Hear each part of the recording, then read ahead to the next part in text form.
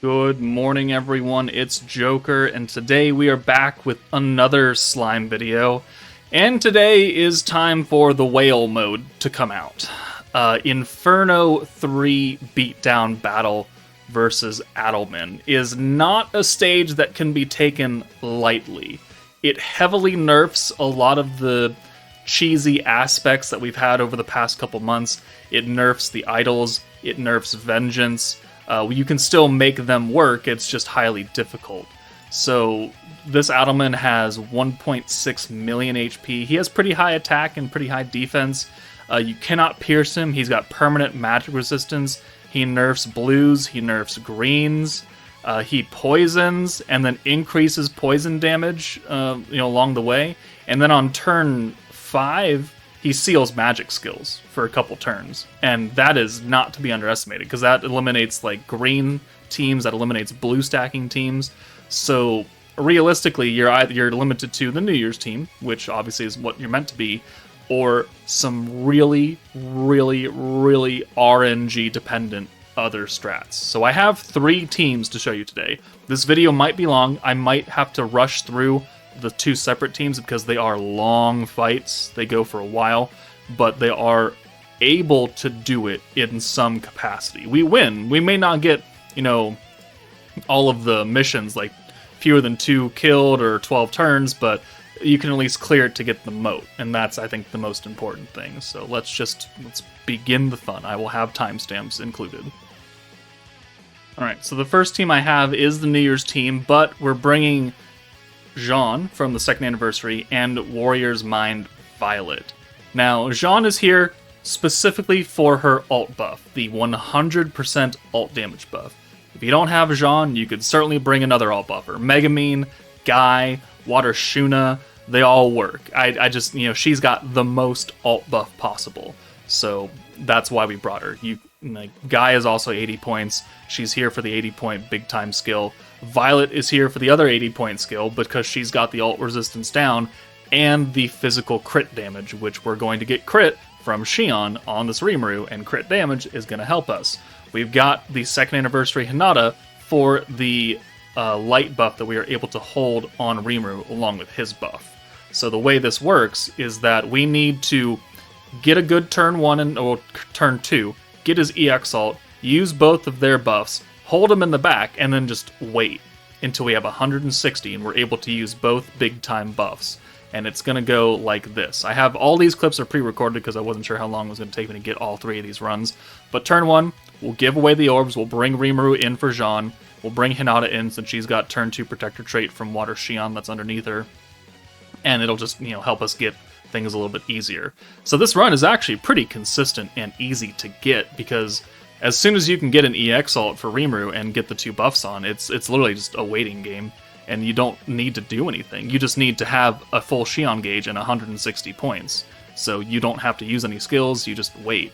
So here we're going to Rainbow, we're going to use his own attack buff because it does last for 2 turns.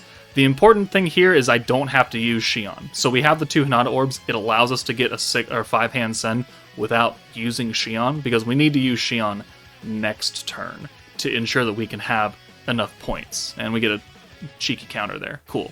But now we have 60, now we have 90, he has the EX ult, he already has his personal buff on, so now we can use the Hinata buff, and we can then send him away.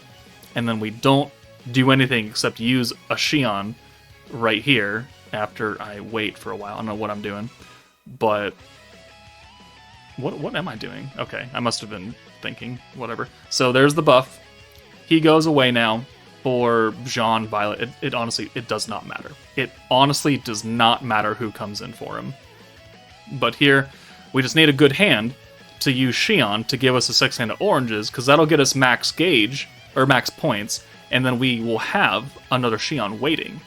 And then the important thing is for the next 2 turns, we just sit. We send orbs, and we don't do anything else, because Rimuru will do enough damage to murderize this Adelman. So max points, we got a Xion, we're going to get 30 next turn, and we're going to get 30 going into turn 5.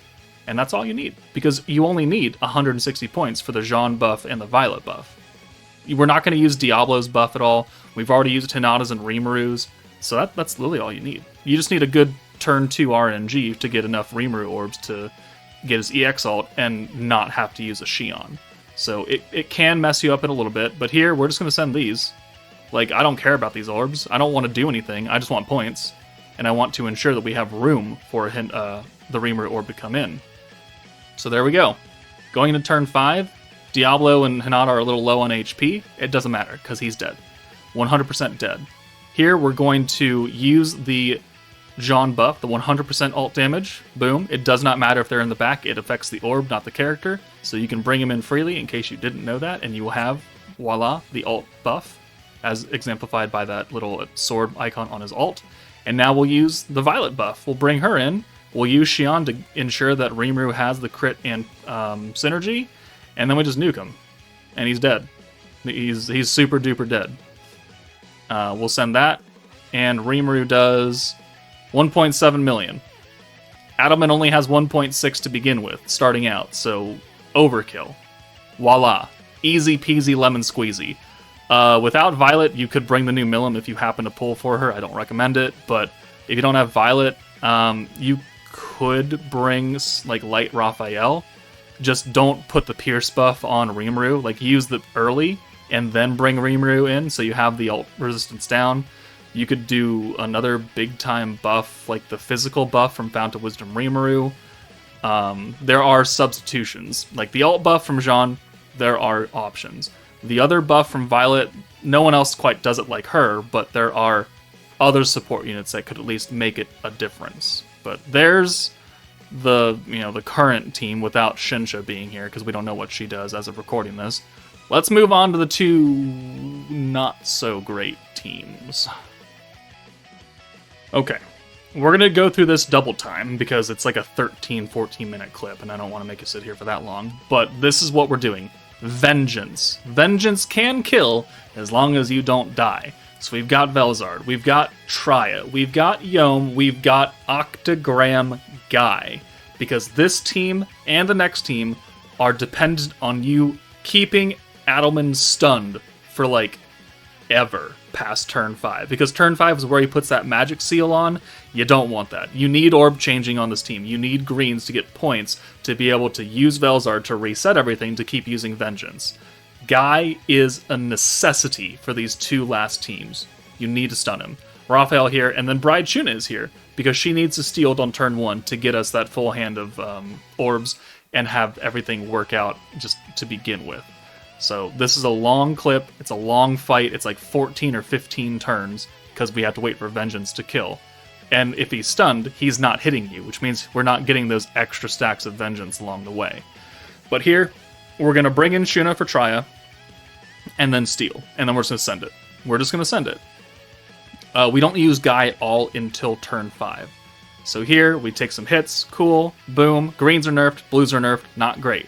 Greens are nerfed until turn 5, along with blues. So we just have to survive for 5 turns without stunning him, but being with nerfed greens. So Trya orb change, double orb change, boom, we'll bring Raphael in, we'll put Vengeance on, because he does a lot of AoEs and a lot of multi-hit attacks, and we'll just do this. Max points, because the gauges are nerfed on greens, we don't get a protector, it is what it is. So 1, 2, 3 hits right there, Guy is looking pretty low, but that's 3 stacks of Vengeance for free, essentially. So now, what we can do here is Vengeance, boom, and then we'll go ahead and bring Trya in for Yom, and then we'll use her orb changes and Rimuru's Vengeance, boom. So we're up to 9, everyone has well, not everyone, but we have a full hand of green again, which is max points, alright. That counter was not great because she doesn't have Vengeance, but the counter against Raphael was, there's an AoE, up to 12 stacks, boom. He's gonna poison this turn. We don't really have a way around it. The charm I have running on Velzard right now is the Protector on greens. I think a heal charm would be better for survivability, because not everyone lives this run. Spoiler alert, not everybody lives. But also here, we can't really do much. So we're going to Vengeance, we're going to reset some orbs, we're going to use the Trya orb change, and then the Shuna steal, and then the Vengeance. And then we're just going to send a full hand of Shuna. And we'll just get rid of all of it. So turn 5 now, the orbs will no longer be nerfed. There's some counters, or some attacks. Poison. But But this is the last turn that greens are nerfed, but we have to now keep him stunned. And you have to stun him pretty much every single turn to ensure that that magic seal does not come on. So boom, stunned. We have enough for Velzard next turn to reset, so we can stun again. And after this, the greens are no longer nerfed, so boom, the red is gone. All the orbs are normal, but now it's a necessity. And it's going to cost a lot in case you can't get a lot of full hands of greens to be able to use Velzard over and over and over to reset the stun over and over and over. So there's some greens. We have 100 points. We do have to keep him stunned though. So stun, vengeance, orb change. Boom. 23 stacks of vengeance. It's going to start hitting him now. And we'll see how much damage it does here. It does 148k. Alright, cool. We're off to a good start. We have another Velzard, so we can reset everything again.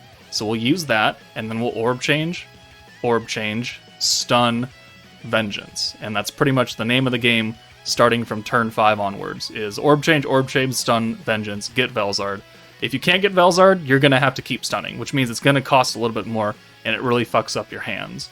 Like, this is not great right here. This is not a great hand, because, one, we have all these oranges, nothing to do with them.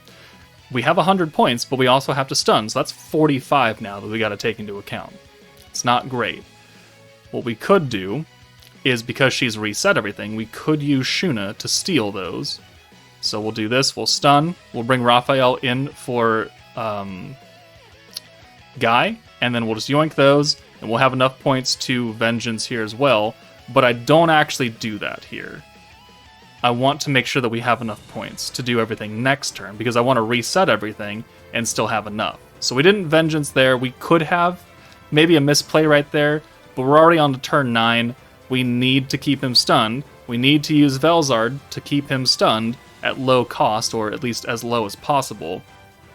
And now we just are in a waiting game, because we can only apply so many stacks of Vengeance, right? If we need to keep him stunned, we need to orb change into greens more than anything else. So we can't really get too many stacks of Vengeance on. If you get a lot of natural hands of greens and you only need to use like one orb change, then that's perfect, because it means you do have the excess points to use a few Vengeance stacks here and there from Raphael and Yom. But if you can't, you're pretty much stuck at like the 26 that I am right here. There's really nothing you can do about it. So, boom. We had to keep him stunned. Had to. We could have used Vengeance, but we kept him stunned. But it does give us another Velzard. So here, just whittling down. 167k. Turn 10. Awesome. Things not quite the way I want them to be right here. We do have another Velzard, so let's do that.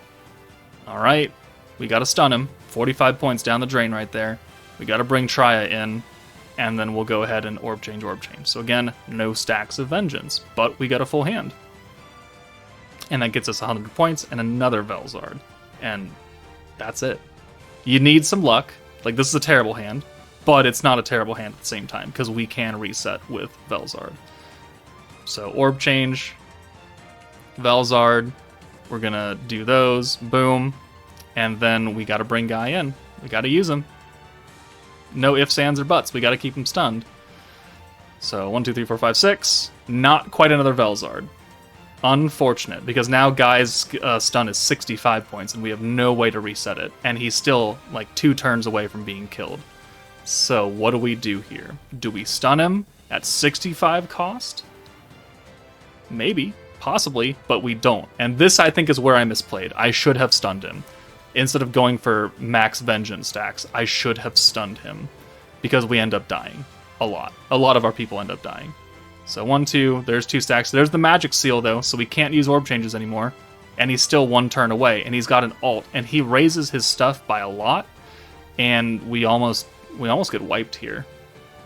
So we're going to bring Guy in, and we're going to, I think, if we can stun him again, let's stun him again. Boom. Perfect. And then we'll send this. Not a lot of damage. Not a lot of damage. Boom, boom, boom. 37 stacks, 238. So if we didn't stun him there, we were gonna die. Like, the front line would die. And I know this from experience, because I didn't do that the first time I ran this team, and I died. Because he wiped me with his AoE, and then I had not enough health on the last run, and he had his follow-up orbs kill me. So, that is a way that you can use the Vengeance team to clear Inferno 3. It's super wonky, you need a bit of luck, and you need to keep him stunned. But Vengeance, as long as you don't die, will kill people, as it always has. Let's move on to the final team. Alright, the final team is also built upon stunning, but it's the Visions of Coleus team with, again, Bride Shuna. So we've got Protector Lumi, Bride Shuna for the turn 1 steal, Guy for the stun, Visions of Coleus, Rimuru, Violet, and Blanc. Blanc going to be our primary damage dealer here because Shuna does not get the attack stacks that Blanc will. So Blanc has the synergy resistance down, the weakness strike, Violet has the magic buff, we'll have the stacking attack buff from Lumi, and eventually we will do enough damage to kill. It's just gonna take legitimately fucking forever. And the amount of RNG you need on this team is considerably higher than the Vengeance team because we do not reset Guy's stun. Eventually it will cost 100 points, and sometimes you do not have the luxury of having the stun plus the alt swap plus everything, because we don't want to just send alts willy-nilly for Blanc. We need to hold up. We need to make sure she can actually kill. So, this team sometimes does not go the way you want it to. But let's go here. I think this is the run. Turn 1, we've got it set up so Shuna can just auto-steal, and we can do a Blanc, 6-hand of Blanc here, and work on getting her ult. Now, early on, again, this team is also not a quick team. It's not a quick team, because we have 5 turns of nerf blues. So, holding onto a Blanc ult this early, not really the greatest thing in the world. But a full hand of blues is nice, except for the fact that we're nerfed until turn 6. So we can do this. We don't really need Guy at all, so we can do this. And this is primarily what you're looking for, if you're going to use this specific team. Let's go back a little bit. We want a hand to look like this on turn 2, and if it's not, you're going to have a difficult time. We want the Blanc ult, but we also want a full hand of blues, and we want either a blue orb here, or we want a Blanc orb here, one of the two, because what we need to do now is bring in Rimuru for Blanc, who's going to be able to convert these Blanc orbs into blues, and then Rainbow. We need to make sure we can get a lot of Valentine gauge early. That way the blues can give us a lot of points early in the fight, because they're so heavily nerfed. Like 1-2 stacks of blues doesn't really get us a lot versus a normal stage where blues are favored and we get 200% skill point gain. Here we've got an 80% debuff on blues, so a full hand of blues doesn't actually get us a lot. So we need to make sure we can get rainbows early, get a lot of protection gauge, and then just make sure we can force our way into a nice hand early on. So there we go, full hand of blues to rainbows, we'll bring Shuna in, we'll send this, max points, we're going to get, based on trait, we're going to get 2 more stacks here, and it's going to work fairly well for us. So there we go, double stack, we got to bring Blanc back in. This is not a full run, we die on this run, and it goes to like turn 16, so once we get a little further on, and you understand the concept of how this needs to work, we'll flip over into my second clip where I do have the winning run. But here, double stack, we're gonna send we're gonna send all of this. We're gonna swap away. Full hand of blues gets us 105 points max, and that's after 3 gauges. So that's pretty good. And that's why we need to get Valentine first, because we need to make sure we can use enough points and have enough points stocked, so when we do need to start stunning, we can do so without over-limiting ourselves. So here, we're going to stun him on turn 4 now. Don't ask me why I did that. It's kind of a waste. I should have waited till turn 5. I just didn't want to deal with the poison of him reapplying it, because the poison does do a lot of damage. So here, another stack. We're on turn 5. This is the last turn that the blues are nerfed, and we're going to stun him. We have to stun him here now. That's the thing. Turn 4 was a gimme. Turn 5, just like the Vengeance team, you need to stun him every single turn until you're ready to nuke. Otherwise, he will seal your magic, he will put poison on you, and once you get your magic orb sealed, like that's it for the blue team. The blue team is dependent on orb changing to blues, and if you can't do that, there's no fucking point. So that's not a super great hand right here. But we have enough points in reserve that we can just stun him and kind of just deal with it. So we're just going to send the greens.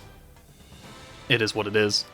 And now that we're past turn 6, the blues are not nerfed anymore. So doing this is now not super uber difficult. We just need to ensure that we have enough points to keep him stunned, to use the alt swap ability with Blanc. Since I go so far into this fight, there is a way for you to just use the Blanc ult now and then get it back by the time you're ready to nuke. So, I mean, you could do that and not have to use the Blanc alt swap ability so much that it becomes 100 points. But here, we're just going to stun him, we're going to orb change, and we're just going to send all of this. All of it. Just get it out of here. Because I don't want it. I just want the Blanc ult, which actually does make life a little bit harder because it's more RNG for blues, but here it's fine. So what we can do is we can stun, and then we can just bring Blanc in for Shuna since she has no orbs, and do this. Boom. And then that's a full hand of blues. We can put the stack on Blanc freely without messing up the orbs, and we continue. So this is turn 8. Let's go ahead and make a cut now to my actual winning turn, because this is pretty much what you have to do the entire way. Okay, so we're back. This is a different run. We're back on turn 13. So we've already not gotten the 12 turn mission, but that's not the whole point of this video. The point of the video is to clear Inferno 3. Getting the under 12 turns, you can certainly do it with this team if you get really, really incredibly lucky on orbs. But, I go more turns to ensure that we can kill. Because the last time I tried to do it, Violet died. And Blanc only did like 400k or something with all these stacks and her buff and debuff, which obviously is not enough to clear 1 million damage. So this is a much better run because we keep him stunned every single turn. We get really lucky with orbs to where we get a lot of either full hands of blues or very easily swappable hands. To where we don't need to use that much to be able to use it. Because we get 293 points off a full hand of blues every single turn, and we need to spend at least 300 every turn to make this work. But everybody has an ult here. Everybody has an EX ult, almost, essentially. Everyone who can have an EX ult does have an EX ult. And that's just from having such lucky hands of blues that we keep swapping people in and out for 14 friggin' turns, and we're at this point now. So here, I make a cut because I'm not quite sure what to do. I think about it, and we're just going to do this. So we're going to bring you in for another turn of stacking, because I'm still not entirely sure if Blanc can actually finish the job, even 15 turns in. So we're going to do this. We're going to get another full stack, 290 points right here. Boom. Turn 14. We're lowering his health down ever so slightly. We get another good turn here. And what I do is I just wait again. Oh, no, okay, I nuke here. All right, so I nuke and I orb change because we have enough points now. And I'm certain that we can do it. So we're at... Let's slow it down to like normal speed now. So, 100%. And we'll go here. All right, turn 15. We've got the full hand. Blanc has 200% extra attack, plus the weakness strike. Also, something to note is we have this poison evasion right here. What I did, from the difference between the first run and this run, is I put the protector... what's his face? Where is it? Right, hold on. Let me pull it down. I did this team. So I have Guy, but I have him. Is this Dord? Yeah, Dord, because his trait is 15% poison evasion rate. So that is why I have that extra little bit of buff on. And to increase that, I also put poison bracelets, necklaces on all my units to help avoid the poison. Because that was a lot of damage that we were taking going up into the other run. Violet died from poison in my first run. But let's go ahead and back up here. Back up to the nuke turn. This is our stats. We've got the weakness strike. We've got the magic attack. We've got 200% attack right here. We've got triple EX alts. Rimuru does have an ult effect, 15% defense down, which will help us out. And we'll just go ahead and send this on turn 15. So it does work, thankfully. So Rimuru does 181k, not great. Violet does 322, pretty good. and Blanc does 862,000 damage, which he still had about roughly 1 million left. So the reason I kept stacking was because I wasn't sure if she could do it by herself, and very clearly, she was not able to do it by herself. She needed that extra damage from Violet, maybe not Rimuru, but definitely Violet's ult, to actually put us into that killing range. So there you go, 3 teams, 2 of them are very, very RNG dependent and stun dependent, and then it's the meta team, which obviously can do it because it's built to do it. But there we go. If you have another team that can do it, please let me know in the comments, but otherwise that's it for me. Take it easy, and I'll see you all later.